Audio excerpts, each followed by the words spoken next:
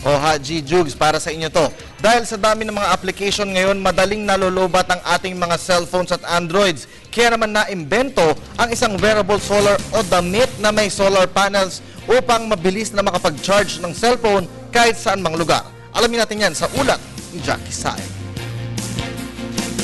Maraming pinagkakaabalahan ng mga tao araw-araw.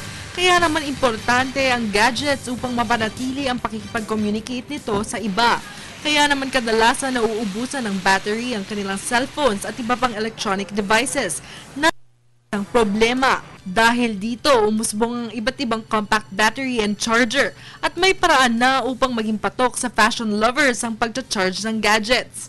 Ito ang tinatawag na wearable solar o damit na may built-in solar panels, kung saan pinag-aralan mabuti at ginawang akma ang bawat anggulo at gilid ng nasabing damit para matapat sa araw ang mga solar flaps nito.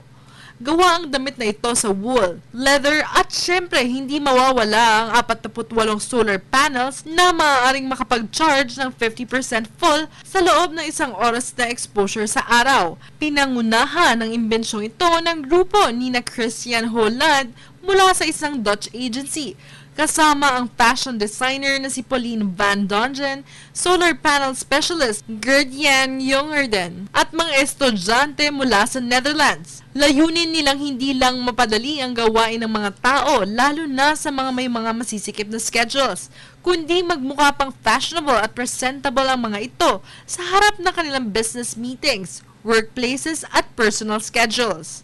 Para sa Telebisyon ng Bayan, Jackie Say.